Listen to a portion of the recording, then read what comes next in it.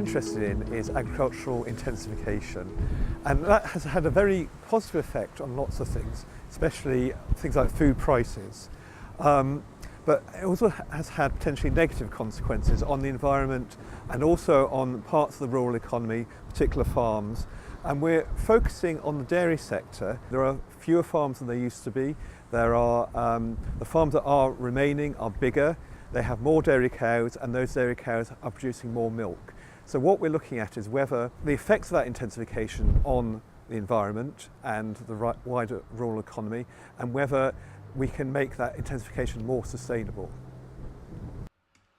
One of the particular areas of interest is greenhouse gases, in particular methane from dairy cows and nitrous oxide, which comes from both from the feed fed to dairy cows and also the production of feed for dairy cows. A lot of experiments take place in the lab, and they use essentially a very simple model of a dairy cow to simulate what happens in dairy cow stomachs and rumens, and then only take the best results, best experiments, and then translate that into actual real dairy cows.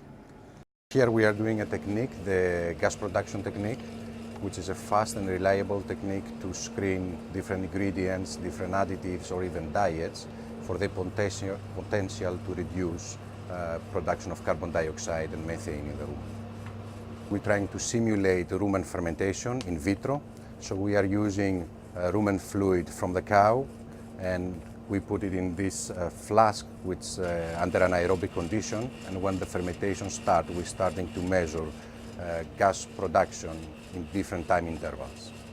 By this we can measure the exact amount of carbon dioxide and methane that is produced from a specific ingredient, a diet, or an additive. We're also looking at how feed affects emissions from dairy cows and ways we can reduce emissions from dairy cows by feeding them different mixes of feed. Aberystwyth has a long history of doing grass research trials, looking at new varieties and different management techniques to grow grass. And by feeding the cows more efficient to maintain the milk production at a high level, but to reduce the environmental impact of this production. We are using models of farm management, models of emissions from agriculture, and we're using also information on trial data from Aberystwyth, and we're also using economists' expertise from Cardiff.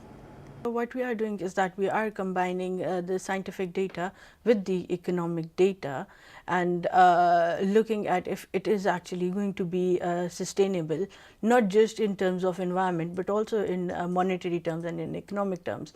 Because at the end, what it all comes to is that if it is economically viable or not.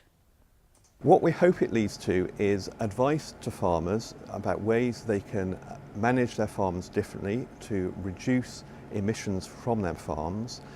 We also hope to influence policy, thinking about ways farms could be subsidised or funded or regulated in such a way that we can still maintain financial stability on the farms while reducing emissions and maintaining food production.